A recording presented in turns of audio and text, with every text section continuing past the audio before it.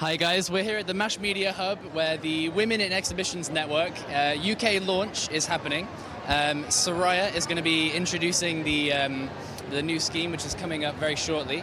And we've got a lot of networking drinks going on behind us, haven't we, Liz? Yeah, and there are some people over here who we'd like to talk to. Who are going to tell us why it's really important for them to be here today. Hi there, I'm Liz. Nice to meet you.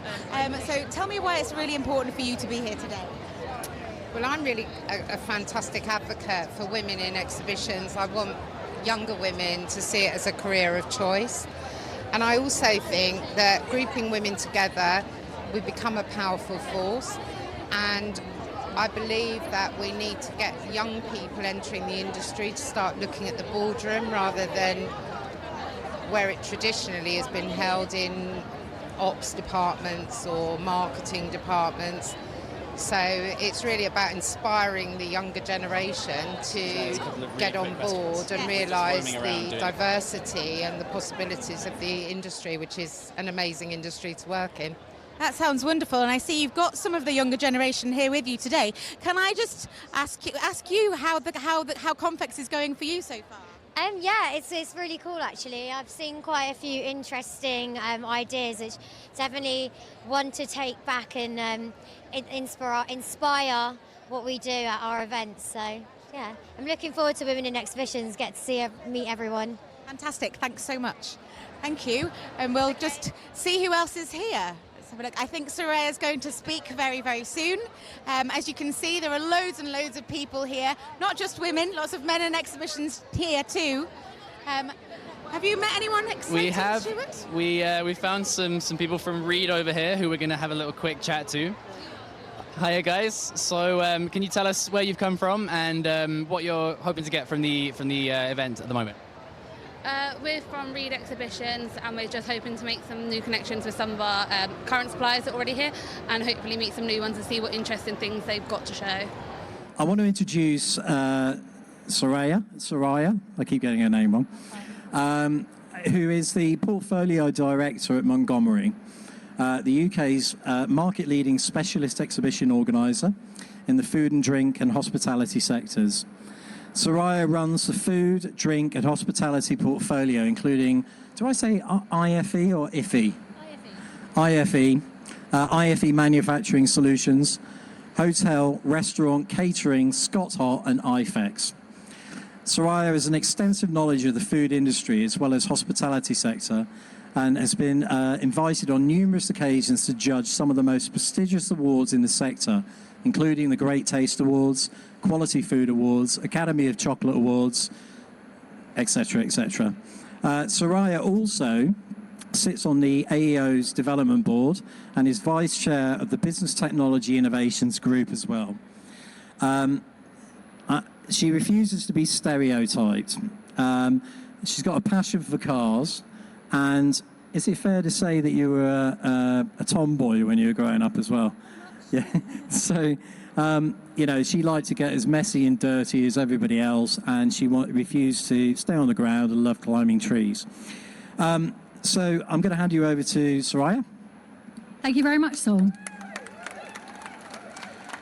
Well, firstly, thank you very much to MASH Media for allowing us to host this launch of the Women Exhibitions UK chapter here at Confex. And secondly, I just want to say a huge thank you to every single one of you who've come here today. And it's great to see it is not all women. There are men here too, and men are a part of the equation. So thank you, men, for showing up as well. We sent out an invitation and thought, wouldn't it be nice if we got 30 or 40 women in the industry together to start this launch? The invitation went out and we had over 120 RSVPs by last night. So thank you all for getting behind this. It obviously seems like something that the women of the industry want to get behind. This is very much going to be your network, and I'll talk a little bit more about that in a second. I'll just tell you sort of how this came about. This network already exists. There's a Swiss, German and Austrian chapter, which was started by a colleague in our industry, Wana Chipka, who works for MECC in Maastricht, who sadly could not be here today, but is represented by Marta, her colleague over here. Wana started the chapter in 2018, the European chapter, and approached us recently about starting a UK chapter. I thought it was a fantastic idea, was really happy to get behind it and put together a group of founding members who could help us to get this off the ground. So I'd like to just quickly introduce or mention some of the founding members who are here at the front. I can see Christine Martin, Claire Washington-Smith, Laurie Hoinkers, Zoe Lacey. I think Rachel's there, I can't see. Yes, Rachel's there. And there's a couple of people who couldn't make it today, including Anna Golden, Emma Barrett and Joe Tyler. And also Tamar Beck. So they're our founding members. We've met once to sort of get this launch event off the ground. But as I said, each chapter will suit the needs of the country that they're in. So this network today is very much about telling you all about the network, getting you involved in some organised networking, but also to get some feedback from you about what do you want this network to be about? What do you want to get out of it? So please, please, please, when you came in, I think you were given some forms to fill in just with suggestions of what you want to get out of it, and then we will be able to drive that forward and create the events that suit you. That's the main introduction. Back to Saul. Right, I'm going to ask you a couple of questions. So very quickly, can you tell me what are the big... actually, no, let's start with this one, number 2. What advice can you give women wanting to get to senior positions in the industry? I think the first thing is accepting there are opportunities for women to rise to the top. I think we have amazing role models at the top of their game in this industry. Some of them who are in this room today. I can see Ruth Carter over there. Laurie is a female MD. We've got plenty of other women who fought their way to the top across the industry. They've already done the hard work for us. The opportunities are there. We just have to accept that they're ours for the taking. So that's the first thing, is just accept it's not a man's world anymore. The opportunities are there. But in terms of practical advice, I think one of the main things is about profile and PR. And I think you mentioned in your introduction that men are very good at saying how great they are at things, and perhaps women aren't quite as quick to sing their own praises. I mentor a couple of the younger team members in my company, and one of the things I always talk to them about is they're brilliant at their jobs, but the bosses don't know because they never sing their own praises. They never shout about the big things that they've done. So the thing I would take away is self-PR. And if you're too scared to do it, get your friends, get your colleagues, get your managers to do it for you. And when there's opportunities that come up and someone says, oh, will you sit on a panel? Will you go and talk at a university? We're all very quick to say, oh no, I don't like public speaking. That terrifies me. Believe me, it terrifies me too. But you have to take those opportunities because that's what's going to get you profile and get you known for what you do brilliantly on your day-to-day lives. Let's move off career and go on to sort of social environment. So men are very good at, in this industry, we've got a couple of events that seem as though they're kind of more geared towards fellas. So, things like, golf days, Sticky Wicket, although I know that, we're obviously all inclusive in something like that. Have you got any advice or any ideas on how you can find events that are more inclusive for women? Yes, and I think firstly I've got to say I don't think there's anything wrong with the golf days and the Sticky Wicket. They're fantastic events and no one's saying we shouldn't have them. Let's long live cricket and golf.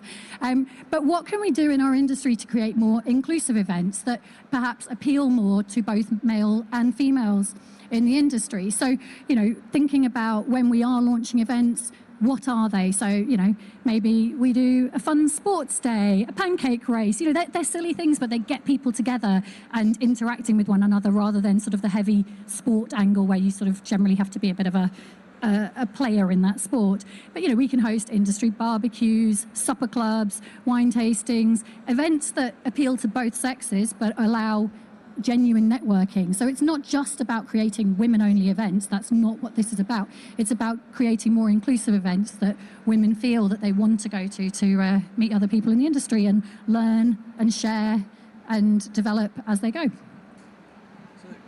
Can you give me an idea of advice that you can give to the male leaders in our industry as to how they can help women to grow within their companies and secure better positions and equal pay? That's a whole different subject altogether. I think I'll leave the gender pay gap aside for this one today.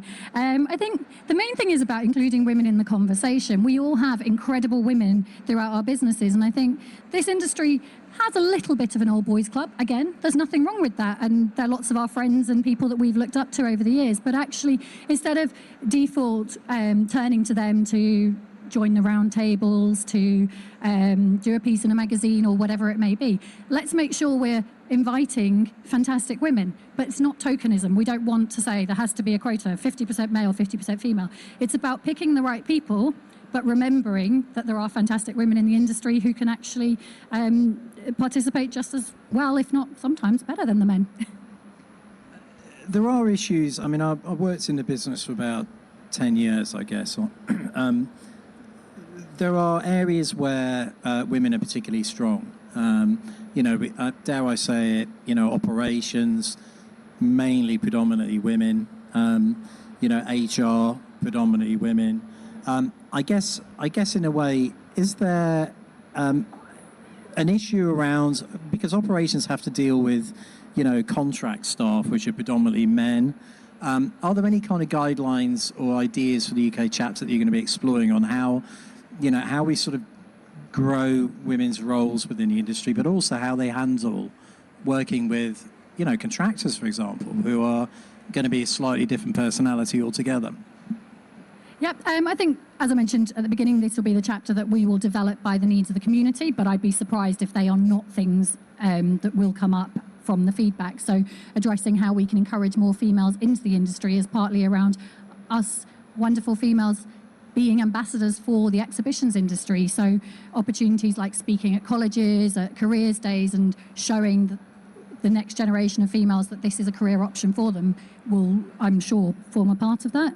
In terms of female operations teams, I think we all know that the majority of operations people are female, and yes, they work predominantly with male contractors.